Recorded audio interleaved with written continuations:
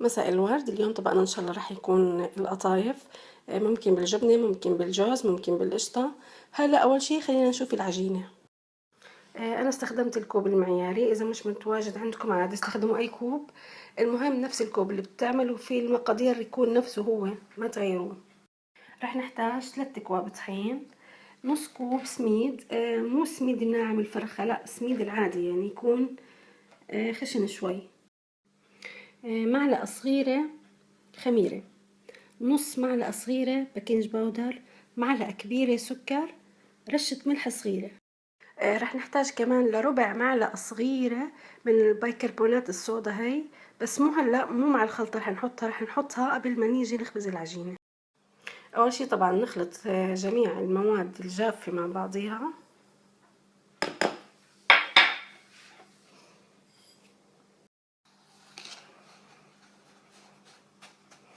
ندمجهم كتير منيح قبل ما نحط عليهم المي، عشان نضمن انه الخميرة والبيكنج باودر توزعوا منيح.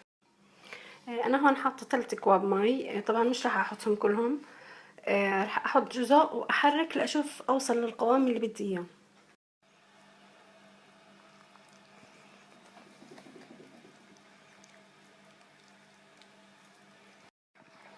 هي هيك كمان صار شكلها زي عجينة الكريب، زي عجينة البانكيك، يعني مو صعبة ابدا، كتير سهلة.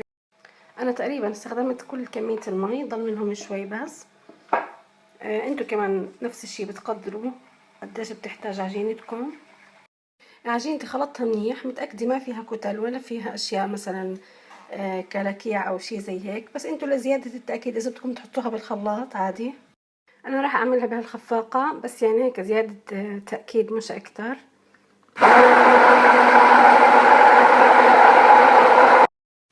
هي هيك شكلها وهيك قوامها.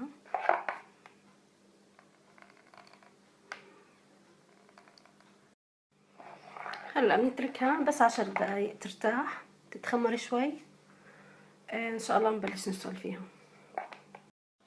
هي هيك صار شكلها، شوفوا كيف اختمرت.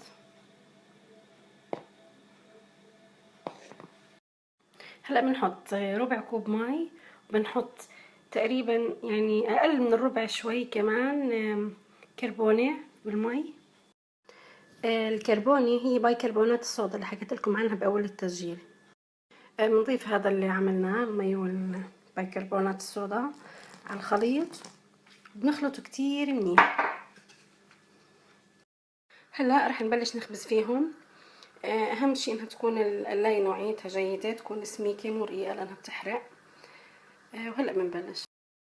عندي علبة هالكيتشب الفاضية، ما كبيتها، حبيت استفيد منها بشي، غسلتها وحطيت عجينتي فيها وهلا بصب فيها. بسم الله.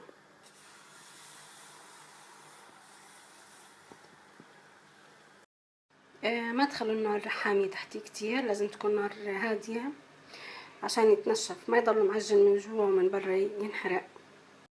وهي هيك خلص بيكون جاهز. شكله من تحت.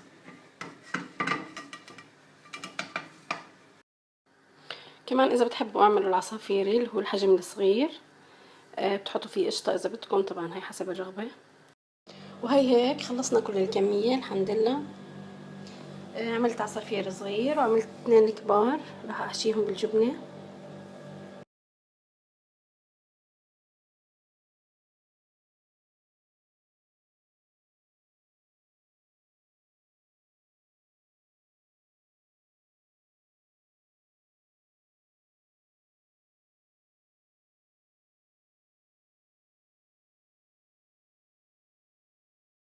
هذا الكبير حشيناه بالجبنة، طبقنا الاثنين على بعض. وهاي بالقشطة والعسل. لازم طبعا تشوفوا كيف الجبنة سايحة.